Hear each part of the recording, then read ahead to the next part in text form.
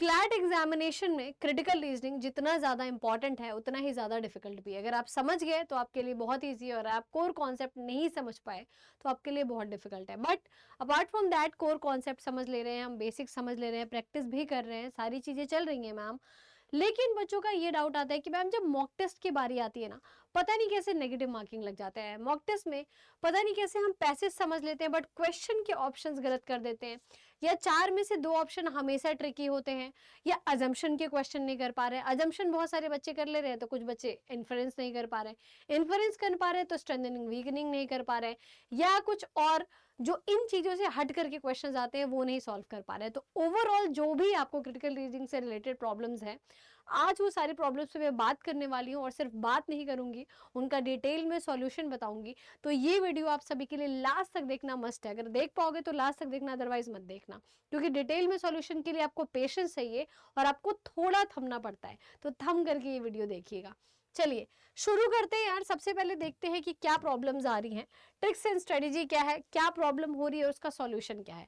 सबसे पहले है रीड एक्टिवली नॉट पैसिवली, यानी कि अगर आप कोई भी पैसेज पढ़ते हैं ना तो बहुत एक्टिव होकर के पढ़ना है। ये नहीं कि बिल्कुल बैठे हुए हैं ऐसे करके कुछ सोच रहे हैं और पैसेज पढ़ लिए।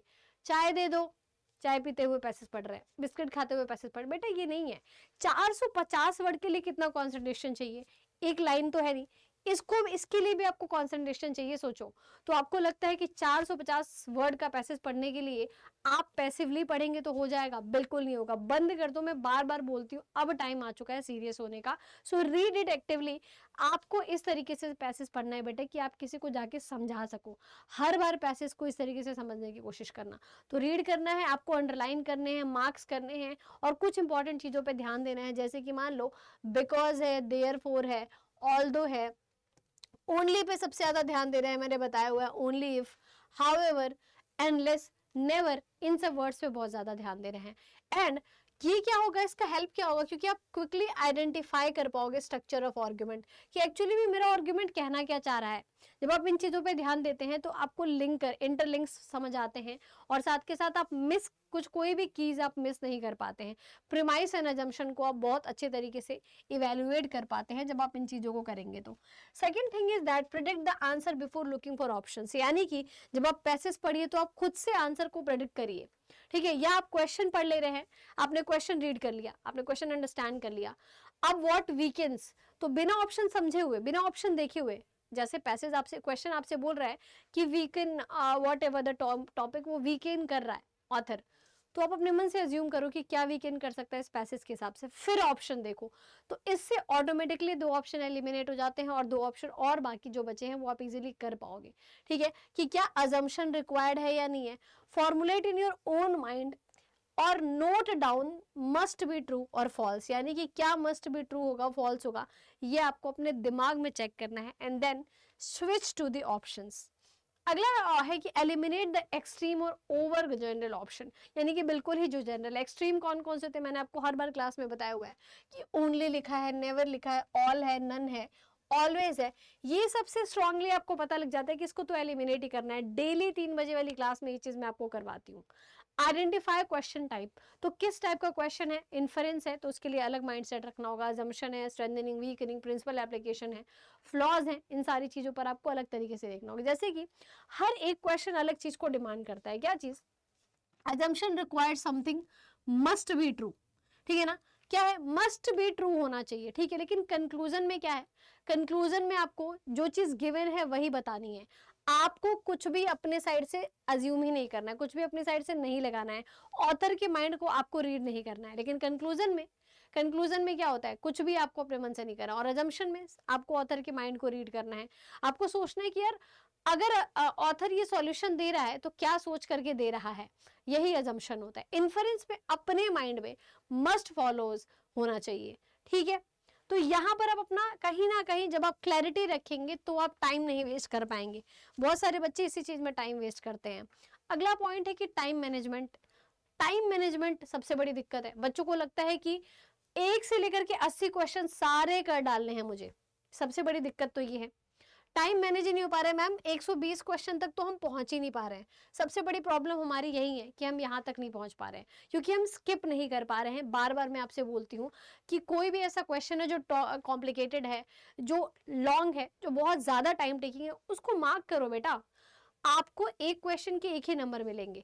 तो ऐसा नहीं होता है कि सारे क्वेश्चंस डिफिकल्ट होते हैं। एग्जामिनर जानबूझ करके आपके दिमाग को ट्रिक करने के लिए शुरुआत में डिफिकल्ट क्वेश्चंस डालता है।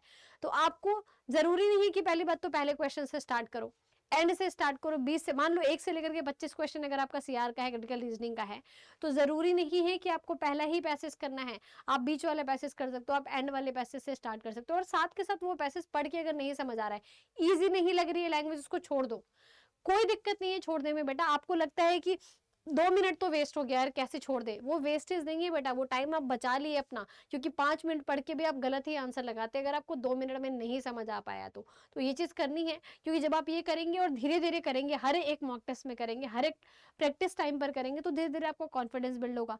टफ क्वेश्चन आपको लास्ट में मिलेगा, और शायद आप इजी क्वेश्चन जितना 5 मिनट में आप जितने टफ क्वेश्चन 1 कर पाएंगे ना, 5 मिनट में इजी क्वेश्चन आप 5 कर पाएंगे।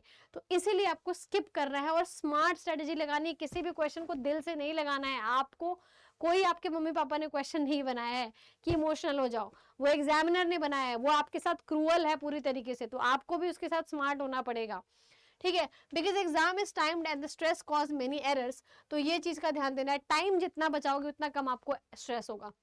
जिसके पास टाइम कम रहता है ना, वही पैनिक करता है, वही स्ट्रेस करता है।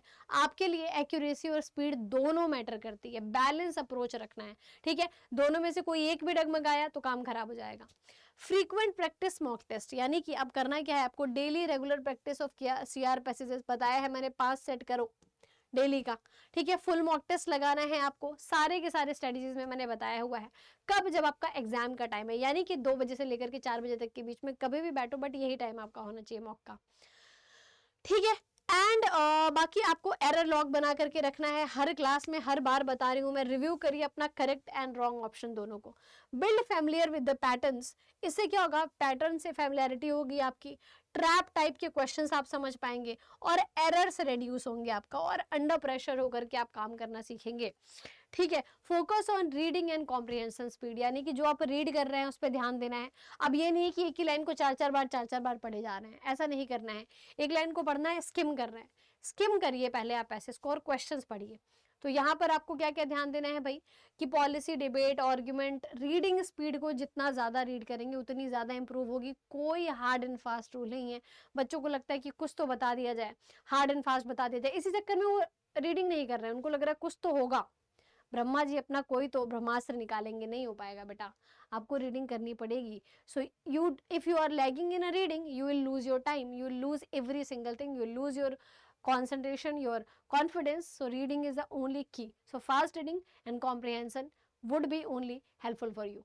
ठीक है, सो अगली चीज क्या है कि watch out the hidden unstated assumption, यानी कि जो हिडन है, मैंने आपको बताया था कि एग्जाम्पल की एक बिल्डिंग है ना, उसमें कांच लगा है, ग्रिल लगी है, दरवाजे लगे हैं, सब आपको दिख रहा है। प्रीमाइस क्या होता है आपका, सॉरी आपका अजम्पशन क्या होता है, जो आपकी बिल्डिंग के नीचे की नींव है, हिडन है।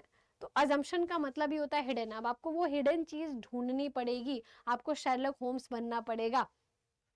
ठीक है, assumption is something that isn't stated but is required for the argument to hold, यानी कि वो stated नहीं हुआ, आपको given ही नहीं होगा, लेकिन आपको लैंग्वेज पढ़ करके ऑथर का पर्पस क्या है इस पैसेज को लेकर के, जितना आप पर्पस समझेंगे ना उतना ज्यादा आप assumption समझ पाएंगे। तो focus on what is the purpose of writing the passage, alright. And the अब अगली चीज क्या है कि इफ यू लैग रीडिंग, ये तो समझा दिया मैंने, प्रैक्टिस ऑप्शन एलिमिनेशन टेक्निक्स। तो ऑप्शन एलिमिनेशन टेक्निक्स पे आपको बहुत ज्यादा ध्यान देना है।